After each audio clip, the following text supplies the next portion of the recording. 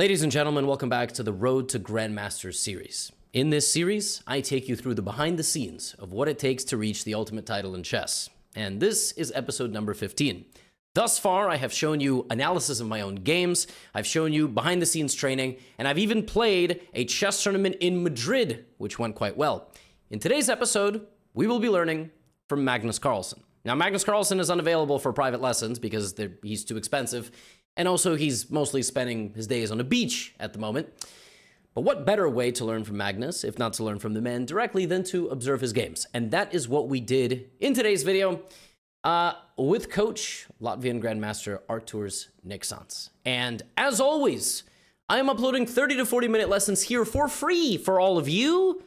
But for just $7, you can subscribe to the GothamChess Patreon and get 2 to 3 hour long lessons. There are already dozens of hours of lessons there.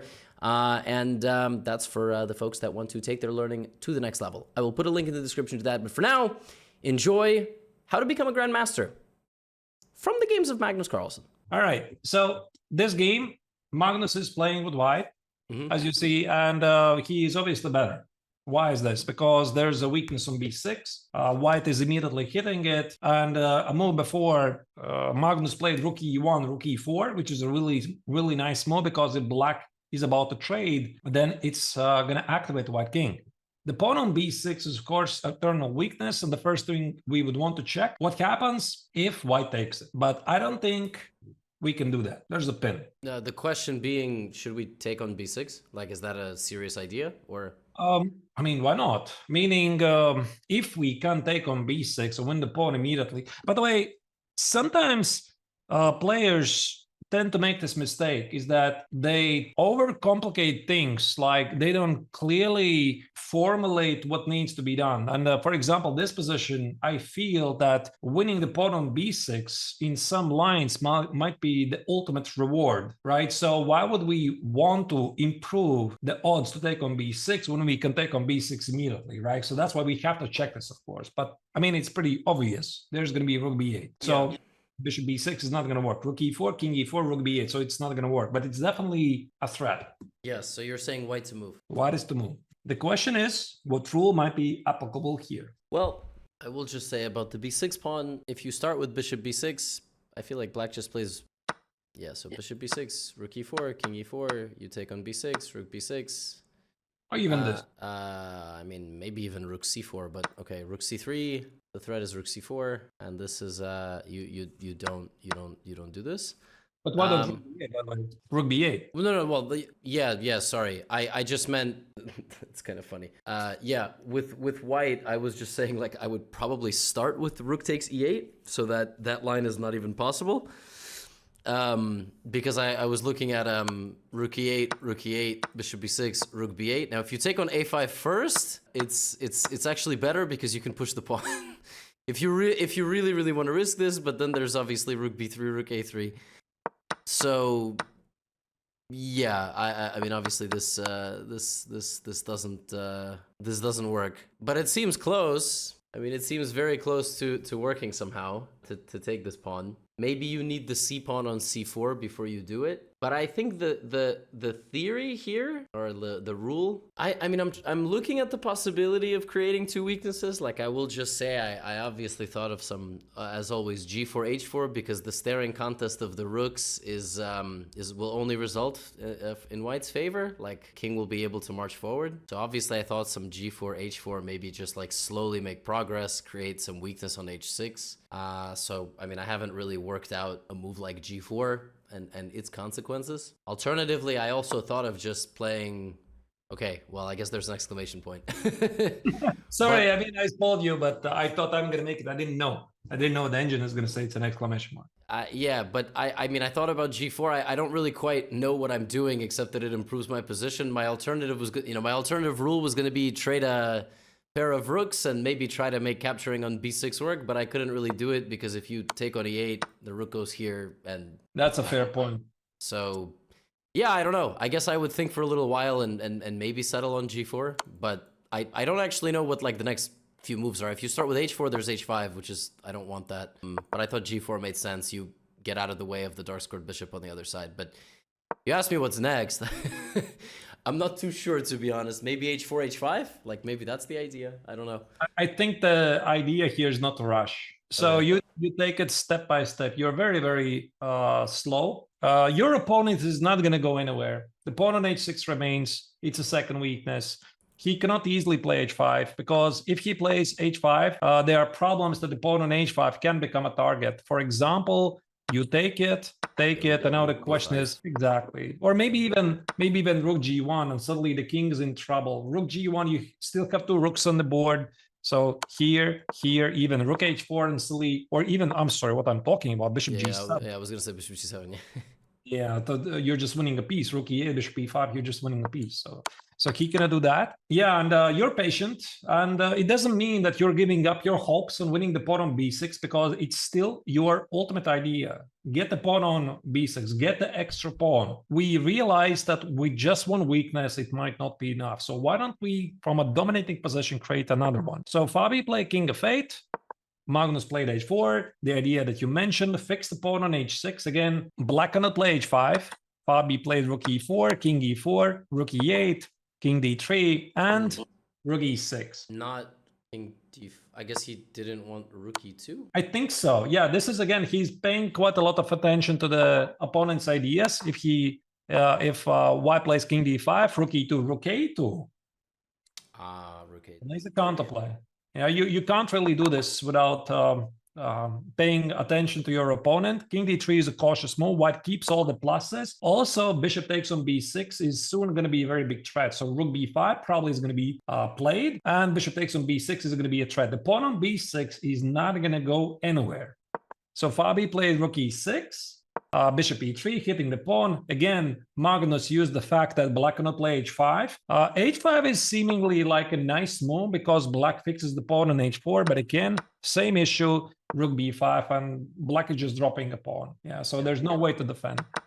So what happened here is Fabi played here, rook b5, bishop d8, fixing the pawn on h6, rook d6, here, rook c3, cheap tactic, rook e6. Okay, and finally, how do we make the progress from here? So we have achieved almost pure domination on the board. We have fixed one weakness on b6. We have fixed the second weakness on h6, but something is still missing. I guess bishop d4 and f4. That's really nice. Yeah, bishop d4, centralizing the pieces. Yeah. By the way, there's this rule. I'm sure you know that by definition, the piece is best stand in the center. Yeah, and you're never going to make a mistake. If you have a doubt, always put the pieces in one of the central four squares. Yeah, I will tell you, my major concern was losing the the bishop, but I suppose that's big. Yeah. I didn't want to do that, but yeah, no, bishop d4. I mean, and you keep pressure, you win a tempo, and f4, f5. I was gonna say, jokes aside, like they both look very miserable, but let's say king h7. I was wondering in this position if the idea is f5 or bishop e5. Like, that's the only reason I didn't just say, bishop. Like, I was trying to figure out which of the... Maybe they're both winning. I don't know, but... Maybe, but this is better, I think. I would avoid going for a rook endgame if I can. Okay. So I think in general, I'm going for rook endgames if I'm like really, really sure, because unfortunately the rook endgames have a very high drawish tendency. Yeah, I saw this and I just thought this must be lost, right? Because we go here and we win the pawn. Like, I didn't see what... black doesn't have a move. I mean, you might be winning a pawn, but by doing this, you're also going to allow the black rook to activate. I'm not so sure. So, for example, I trade a couple of pawns because according to Mark Dvoretsky, in his endgame manual, he says if you are the stronger side, you want to trade the pieces. If you are the weaker side, you want to trade pawns. So I'm the weaker side from the black's perspective. I want to trade as many pawns as I can. That's why it's g takes on h5 and not g5. So here I'm going to play something like king g7. Let's say I'm just waiting and doing nothing. I'm not arguing. Maybe this is winning. But let's say you play c5. Now I'm going to activate the rook. Right. And maybe this rook b5. Maybe you do. But let's say this is not so obvious. I mean, this is not, That's the reason why I don't want to do this. If I have a choice, I want to avoid the rook endgame. Okay. So f5. Yeah, f5. By the way, what was in the game? This is not king f8 was played in the game. The 4 here, f5, rook d6, king e4, rook c6, and now Magnus found a pretty difficult win. The rook on c6 is the only square, but somehow black is holding on.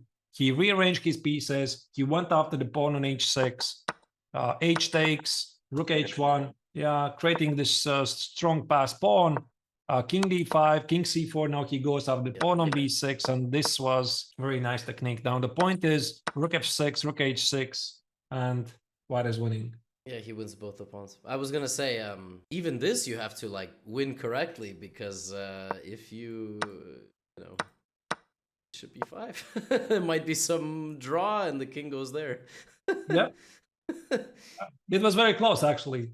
And you already saw the final position. Magnus very carefully avoided that. Yeah, so I guess he must be in time, right, with a6 and bishop e5, like to avoid, I don't know, like this is a win for white, right? This must be. I suppose, because if the king doesn't get on b8, he's losing. If I put the king on b6 and the bishop on e5, you're losing. Yeah. Yeah, okay.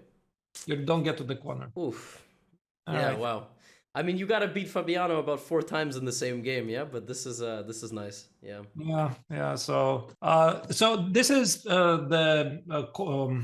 flashback from the previous lesson, because we talked about those not two mistakes. We talked about 2 weaknesses. Yeah. That when you have this dominating side, dominating position, that you need to create a second weakness. And I felt that this is also something which is missing in your game, because you lack this patience, this slower maneuvering. That's why I try to include these examples, so that you are like taking your time, you're not rushing. Yeah. The next, okay, maybe let's do one more. I know you like Magnus. That's why I included a lot of Magnuses.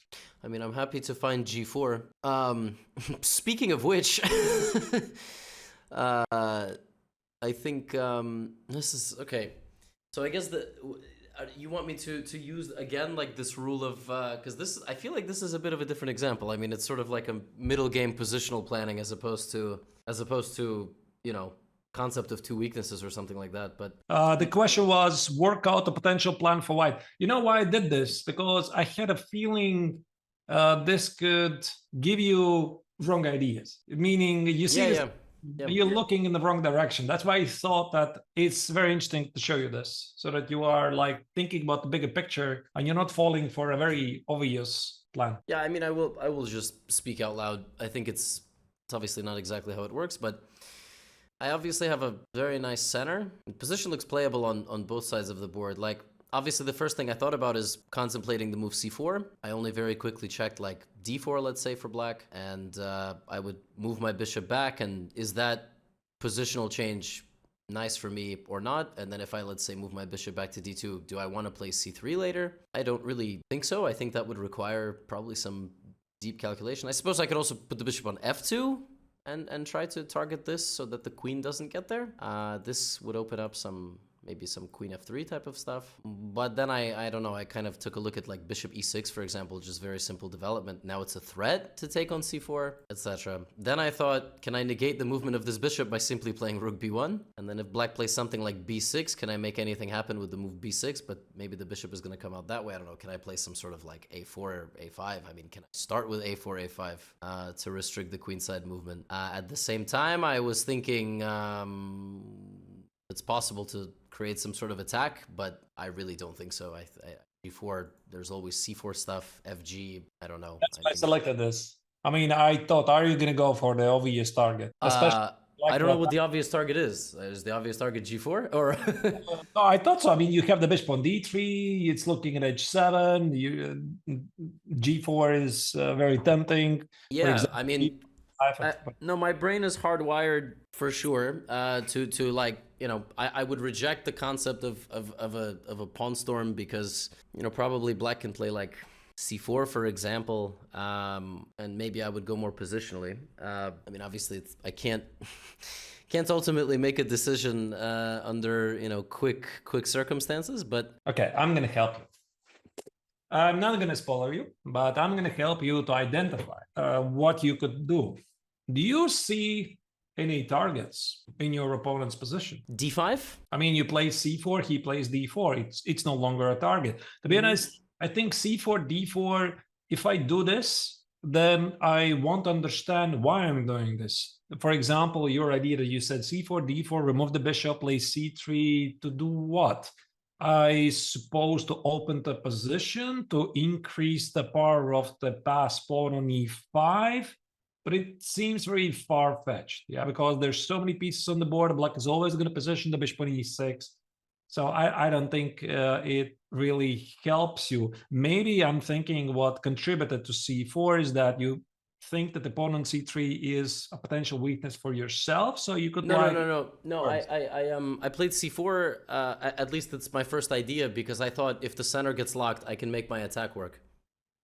Ah, I So see. my bishop on d3 will stay. Because okay. at least, yeah, like obviously g4, there is always this. So I thought, well, if I close the center and, you know, maybe I can go here, maybe I can do this. I mean, I thought the pawn on d5 was a target. I just didn't know what I'm gonna do with that. Like I thought about obviously queen f3 and putting something on d1, probably the f rook, but I didn't know what that meant. What that meant next. But you could formulate which pieces I can use to attack. And that's why I think that this is potentially your room for improvement, that you formulate small things. It's like when you're looking at this position like as a whole, what I'm supposed to do here, let me just make some very active moves. It's quite difficult to get to the right answer. So I think we need to break it down.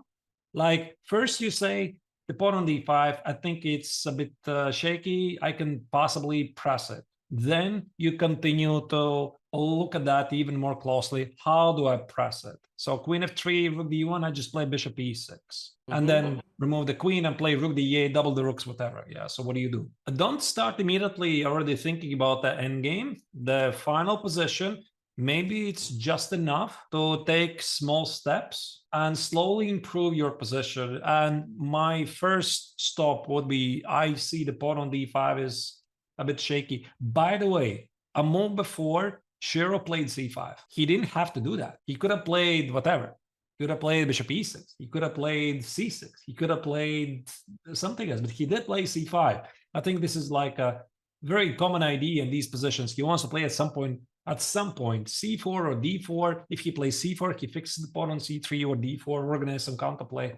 But c5 is a very responsible move, and Magnus showed why. Very irresponsible. Like, not responsible. Yeah, I guess if it turns against black, then it's irresponsible. Oh, yeah, okay. But I wanted to say it's a very responsible move. I mean, if you make it, there might be consequences. Oh, I see. Okay. I think I get it. But now I'm just deciding. Okay. I think basically the point is black has to put the bishop on e6 to successfully support the position. If black puts the bishop on b7, it significantly weakens f5, e6, and also the king side. So my only question is, would I play rook b1 or a4, a5 first? Like, this is where I've sort of landed. I mean, I like the move rook b1. I don't understand exactly all of the details. I looked at bishop e2, bishop f3. I didn't like it because it was too slow. I thought just bishop e6 and queen d7 and rook d8. It's too slow.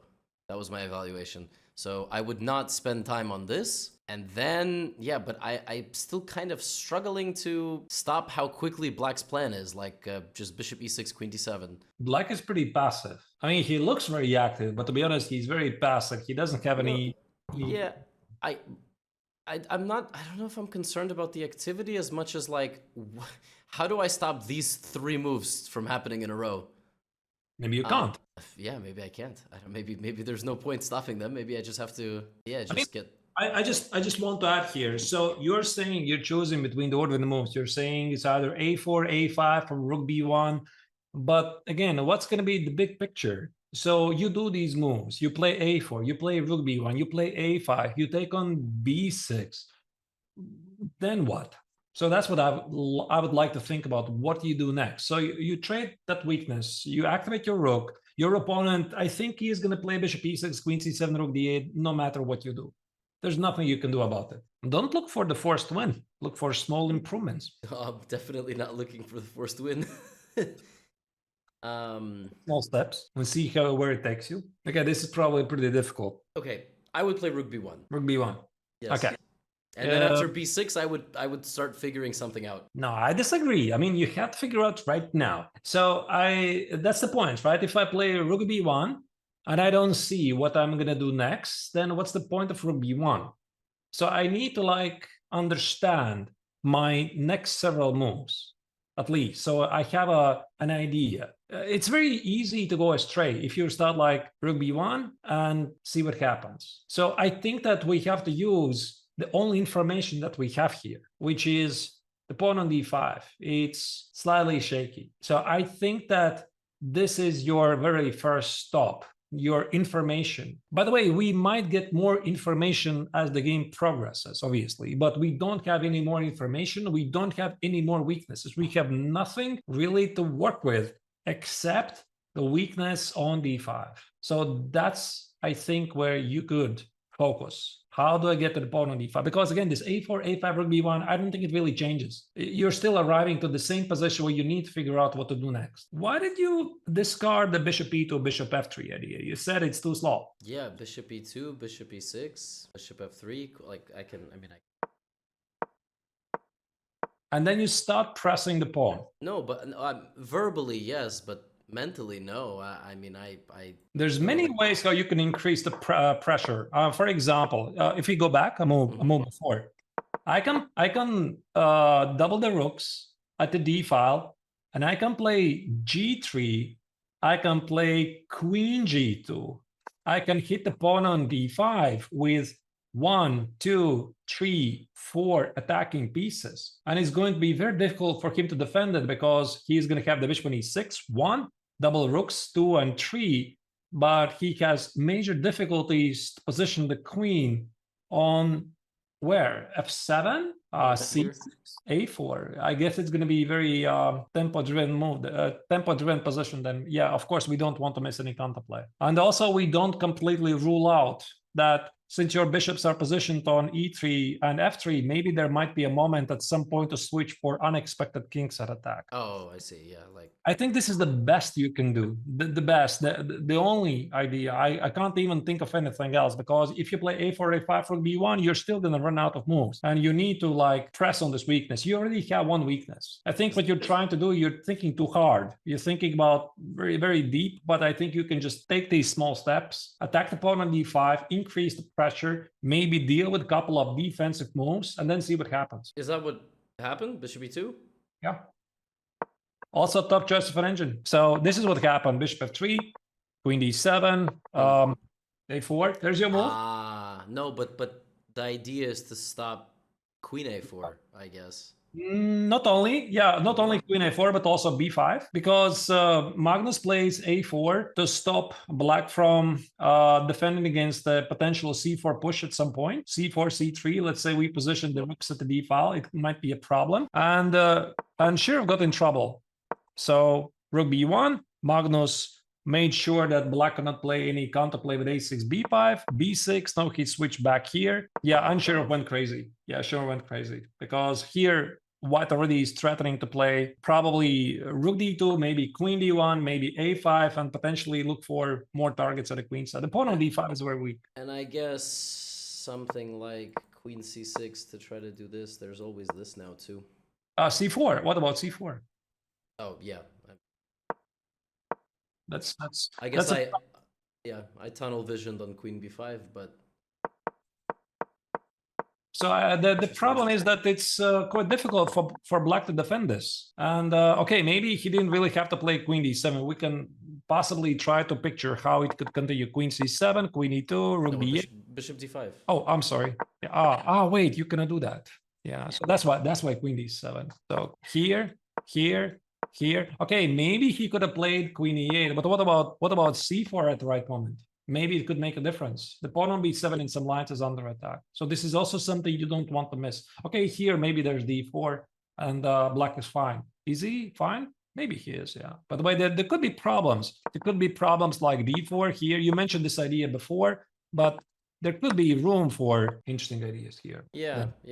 It's the skill of bishop e2, bishop f3 is not just a formulated plan. It has very clear next steps. It's the best that I can get in this position.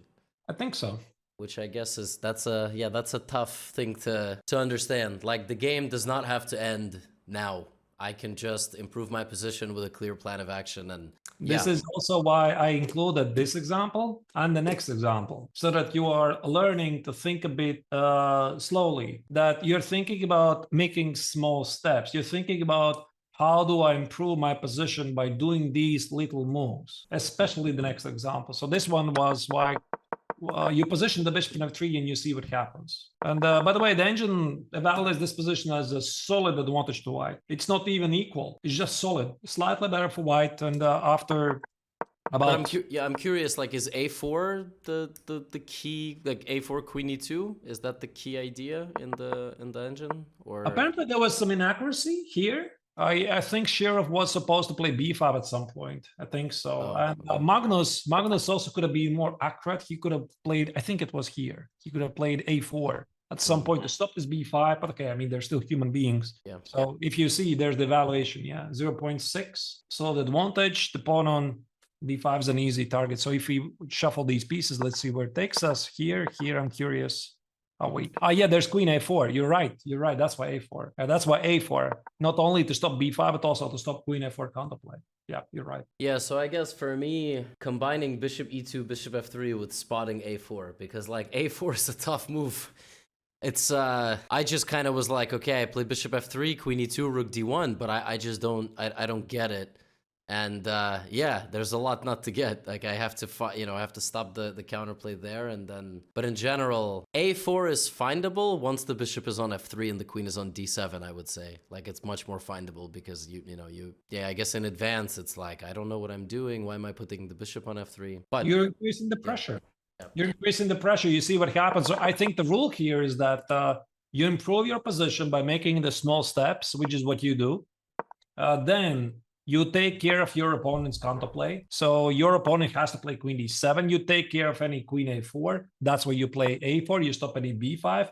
Then you formulate, I want to increase the pressure against the pawn on d5. The small tricks here, Magnus played this rook b1 and not rook b1 immediately. I think it was to provoke this b6 so that it's much more difficult for black to play some sort of a6 b5, because now after b6 rook b1 there's no a6 because the queen is hitting the pawn. And of course Magnus could not have predicted that Sheriff is going to play g5, but Sheriff definitely felt that he's in trouble. I mean, he is slowly outplayed. He feels it, that there's a very serious pressure, and he simply attempted to change the outcome. And now the game went a completely different direction. Now we get information, and Magnus continue to press on the pawn on d5, and on top of that he has a weak king as well. And by the way, he won the game because of the weak king, not because of the pawn of d5. That's how it goes. Yeah, so your opponent, this is by the way something you can think about in your games, is that when your opponent is sitting in a slightly depressive position and you have this very nice dominating position, you don't want to rush. You want to be cautious. You want to plan your steps, because there is a fair chance that your opponent will want to change something. He will want to break the game. And I think you should be expecting this. And you should be already thinking about how would you try to do that? How would you try to break the game if you're sitting from the black's perspective? And the only idea I can think of is some sort of a pawn break, either d4 or g5. And it backfired. All right. I'm curious, at the very end, like when the king opened? Yeah, so this was the very end. Very nice. Yeah, so d4, queen f2. I was, no, but if dc is the idea, like rook d6? No, like bishop f4, d4, queen f2, dc is the idea to put the rook on d6 and play queen g3? I think so, yeah. Yeah, that's really cute. That is beautiful. So I was like, what the hell is the idea? But I guess this is the idea. And I think so, yeah. Rook d6 looks just killing. Queen g3, bishop d5, some sort of, the king is weak. And yeah. Yeah, I guess you Queen g3. Yeah, check, yeah. Mm-hmm. Okay. Yeah. All right. Okay, let's not see the game until the end. Let's continue, move on. Hello, it's Full Screen Gotham, checking in once again. I hope you enjoyed this half-an-hour lesson. Generally, all of my lessons with Grandmaster Nick Sanz go about 2 hours. We look at several examples, and specifically, now that I've played an over-the-board chess tournament, the next one that we do, the next several lessons that we do, will be analyzing my own games, my strengths and weaknesses, things I did well, things I did poorly. But we will continue to analyze Grandmaster games and learn from them. And like I said in the introduction, let me know your feedback in the comments here if you enjoyed this video, if you enjoy this type of learning format. It's definitely a little bit more advanced than the entertainment and low elo and that type of stuff, but If you enjoy this content, let me know. And if you want to access all of the hours of these lessons, you can subscribe to the Patreon. It's just $7 a month. So that's all I have for you today. Shout out to Coach. Shout out to Magnus for providing such excellent games. Now get out of here.